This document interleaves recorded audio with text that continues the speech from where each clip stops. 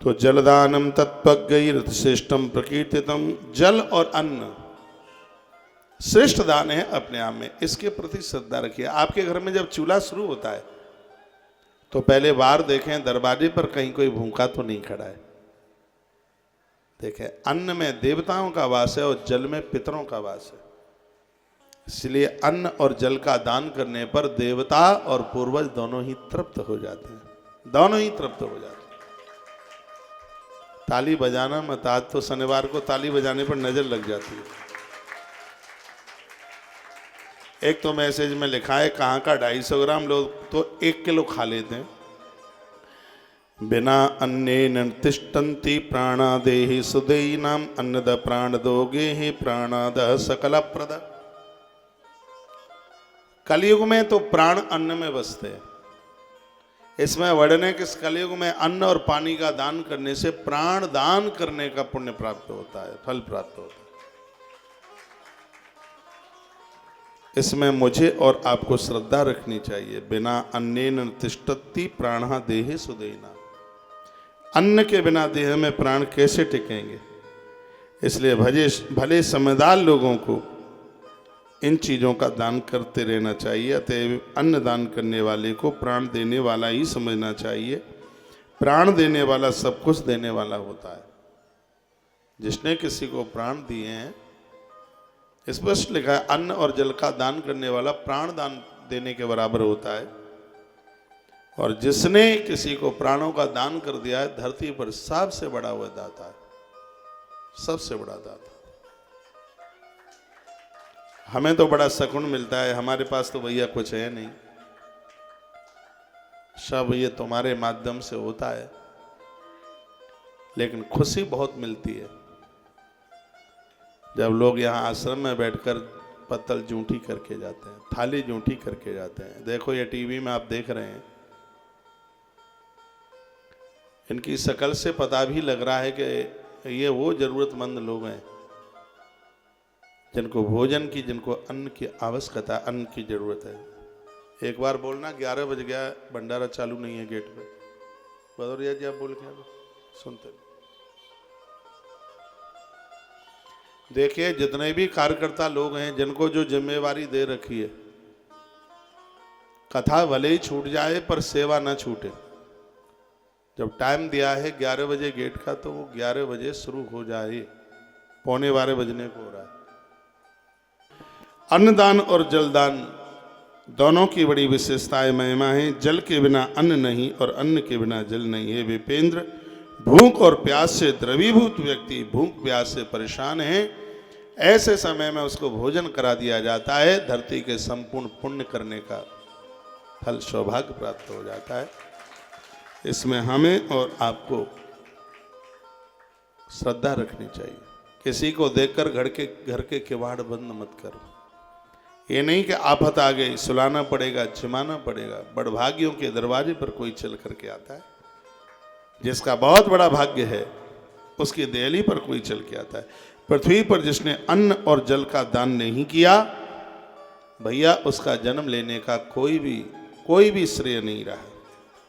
उसने सब कुछ प्राप्त कर लिया, इस मृत्यु लोक में आकर के भूखे को भोजन और प्यासे को पानी जिसने पिलाया है, बड़ी महिमा उसकी बताई गई। इस संदर्भ में एक बड़ी सुंदर कथा कही गई। इसी संदर्भ में एक बड़ी सुंदर कथा गाई गई है कि आप जो अपने हाथों से जो कर रहे हैं, दान पुण्य जो कर रहे हैं, ये मुक्ति का साधन कैसे बन जाता है। हस्तिनापुर नाम की जगह पर एक धनवान व्यक्ति था।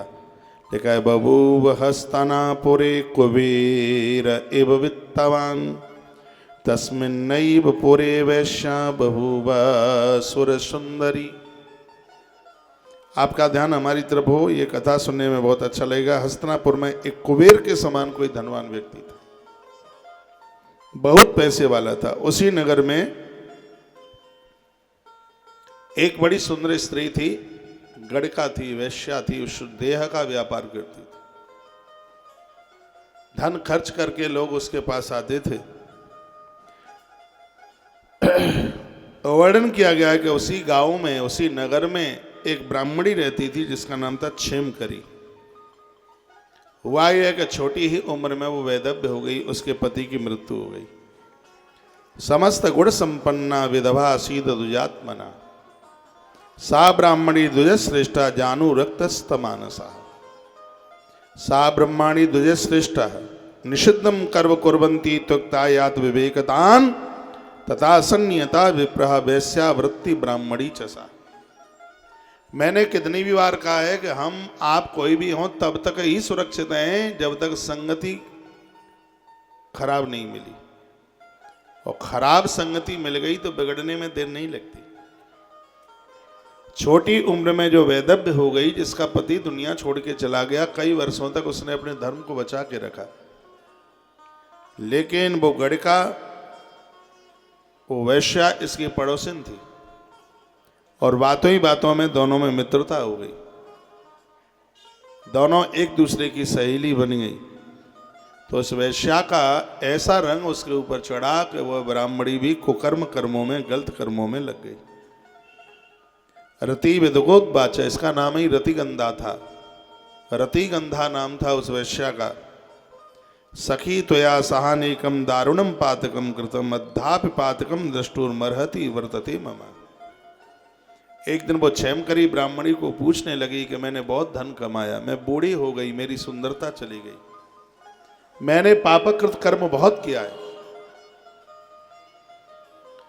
इस जीवन का उद्धार कैसे होगा, जीवन का कल्याण कैसे होगा। वो कहने लगी कि मैंने भी अपना सब कुछ खत्म कर दिया तुम्हारा संग पाकर। सौंदर्यंच बलंचैव सर्व में जरया हृतम।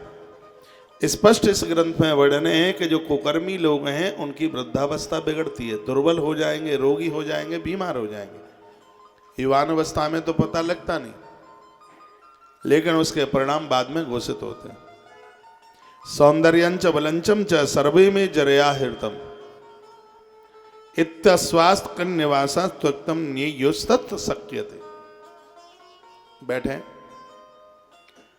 और रो रही थी, कह रही थी कि मेरा सौंदर्य, मेरा बल, मेरा विवेक सब कुछ समाप्त हो गया है। हे सखी, बुढ़ापे ने मेरा सौंदर्य सब कुछ खत्म कर दिया, मैंने बहुत पापकृत कर्म किए। वो उस ब्राह्मणी को ये सब बोल रही थी। पाप के द्वारा मैंने जिन धन को प्राप्त किया है, मेरे मरने के बाद उस धन की रक्षा कौन करेगा। वो गड़का हुआ वैश्या उस ब्राह्मणी को ऐसे ऐसे शब्द बोल रही थी। तो वो ब्राह्मणी कहने लगी, मया यावन्त वित्तानि पश्येत संचितानि च असद पात्रेषु दत्तानि तानि सर्वाणि नित्यसा। उस ब्राह्मणी ने कहा कि सुनो, मैं वैधव्य हो गई, मेरे पास मेरा पति नहीं, मैंने अपना धन दीन दुखियारों के काम में लगा दिया। जिनको रहने को जगह नहीं थी, मैंने उनके लिए आवास बनवा दिए। जिनको भोजन की व्यवस्था नहीं, मैंने उनके लिए भोजन की व्यवस्था करी। मेरे पास तो जो भी कुछ था वह सब मैंने बांट दिया। जिंदे जी मैंने अपने हाथों से उसको सत्कार्य में, सत्कर्म में लगा दिया। असत पात्रेषु दत्तानि, लिखा है ग्रंथ में, ये भी कहते असत पात्र को कभी भी दान देना नहीं चाहिए। तो मैंने तो वह धन अच्छे काम में लगा दिया। तो जब उस ब्राह्मणी ने कहा कि तुम्हारे पास जो धन है, ऐसे तुम जरूरतमंद लोगों की सेवा कर दो, उनके भोजन की व्यवस्था कर दो। तो तस्याइव वचस्वत्ता स वैश्यात् हर्षता वित्तेन सकलेन इव अन्नदानं चकारः। ब्राह्मणी के शब्द सुनकर वैश्या इतनी हर्षित हो गई, उसके पास जितना पैसा था उसने उस धन के द्वारा जो गरीब लोग थे उनके मोहल्लों में उसने भोजन की व्यवस्था करा दी। पूरा पैसा उसने कुछ रखा नहीं। वित्तेन सकलिन नैव, सकल ने यानी संपूर्ण धन के द्वारा अन्नदानं चकारः, उसने अन्न की व्यवस्था कराई, पानी की प्याऊएं लगवा दी। ये उसने ये काम कर दिया। एक उस नगर में और एक ब्राह्मण था जिसका नाम था हरि शर्मा। हरि शर्मा च विपेंद्रो धनवान भक्तिता पूज्यामास सततम भगवंतम जनार्दनम। ये श्रीमान ऐसे थे कि रोज शंकर जी का अभिषेक करते, रोज सालग्राम जी का अभिषेक करते, बाहरी पूजा पाठ करते, हवन यज्ञ सब कुछ करते। लेकिन कोई रिश्तेदार आ जाता, भूखा प्यासा आ जाता, तो देखते ही बीच में पूजा छोड़ के किवाड़ बंद करके हो जाते कि ये आफत आ गई। इतना पैसा था, ब्राह्मण पंडित कर्म करता था, सब खरबूजा कलींदे भी बांध के ले आता। मैं आश्रम के इन बच्चों को बैठता हूं तब मैं बोलता हूं, तुम बहुत बड़े पंडित बनोगे, लेकिन इतना ध्यान रखना कलींदे खरबूजा बांध करके मत लेके आना। साड़ी बिछुआ धोती और ये सब इकट्ठे करके मत लाना। महान पंडित कर्म करने वाले बनना, अच्छे पंडित बनना, दान पुण्य करने वाले बनना, पंजीरी इकट्ठी करने वाले पंडित जी नहीं। तो ये पंडित जी सब कुछ बटोर के ले आते थे, नाम था हरि शर्मा। तो जैसे ही कोई आता था कि उसको देखकर वो पूजा के बीच में से खड़े होकर के सबसे पहले वो किवाड़, घरवाली बड़ी उदार थी लेकिन बेचारी की चलती नहीं थी, तो ये पंडित जी महाराज हरि शर्मा जी सीधे जा करके वो किवाड़ लगाते थे। हरि शर्मा जब विपेंद्रो धनवान, धन बहुत था उनके पास। पूज्या मां सततम भगवंतम जनार्दन, नारायण की महादेव की खूब पूजा करते थे। जितेंद्रियो जितक्रोधो हिंसा दम्भ विवर्जिता। हाँ, इन्होंने कभी जीवन में हिंसा नहीं करी। प्रीत कमला भर्तु सते पे सुमै तपा, कमलापति इनके ऊपर बड़े प्रसन्न हो गए थे। बहुत ध्यान से सुने, भोजन नहीं कराया, जीवन में एक रोटी भी नहीं खिलाई किसी को, वो तो किवाड़ बंद कर लेते। हाँ, भगवान को डुबा देते थे पंचामृत में, ले नहाओ नहाओ नहाओ नहाओ नहाओ, आरती पूजा पाठ सगरी चीजें चलती। खूब व्रत करते थे, उपवास की भी कमी नहीं। यदि कहीं कोई धोखे से भी एक रोटी खा जाए और अचानक के घर में आ जाए तो घरवाली की पीठ पर बड़ी लाठियां बजाता पंडित। वो बेचारी 4-4 दिन फूट फूट करके रोती थी। इतने बड़े कंजूस, कभी किसी को कुछ जिमाया नहीं, खिलाया नहीं। तो मत्वा शिष्ट मित्तात्मानम मोदते शतजुत्तम, कदाचित प्राप्त काल उसु ब्राह्मणो तिस्तस्त वित्तवान। हुआ ये, समय आने पर इन तीनों की मौत एक संग हुई। वह गढ़का रतिगंधा जिसका नाम था, एक ब्राह्मणी जिसका नाम था क्षेमकरी, और एक ये पंडित जी महाराज जिनका नाम था हरि शर्मा। तीनों एक ही दिन और एक ही मुहूर्त में मौत को प्राप्त हुए। इनको लेने के लिए दूत आए।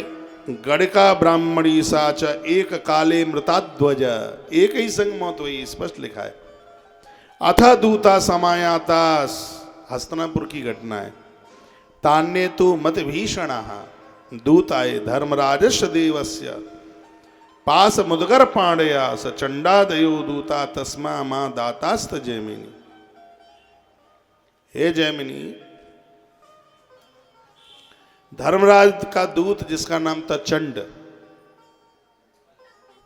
चंड जिसका नाम था,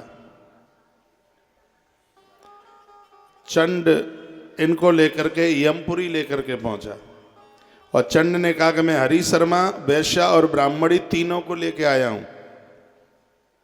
हे मेरे मालिक, इन तीनों को मैंने आपकी आज्ञा से आपके यहां हाजिर कर दिया। अब आप इन सबों को देखिए। ये देखिए, उन सबको देखकर यमराज जोर से हंसे, बड़ी जोर से मुस्कुराए और सभी कामों में निपुण चित्रगुप्त से कहने लगे। क्या कहा? यमराज ने कहा चित्रगुप्त से कि इन सबों के शुभ और अशुभ कर्मों के द्वारा इनको दंड दिया जावे। चित्रगुप्त आदि से अंत तक कहा कि आप इनका लेखा जोखा देखें और विचार करें कि इनको कौन सा दंड दिया जावे।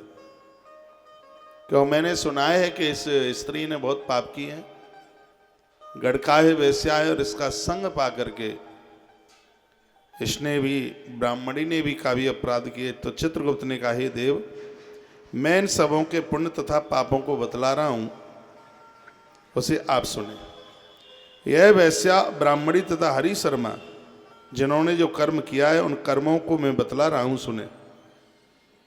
इस रति गंधा नाम की वेश्या ने जिन पापों को किया उन सबों को गिना नहीं जा सकता। इसने कितने पाप किए, इतना अधर्म, इतना अन्याय इसने किया कि उसकी गिनती करना बड़ा मुश्किल है।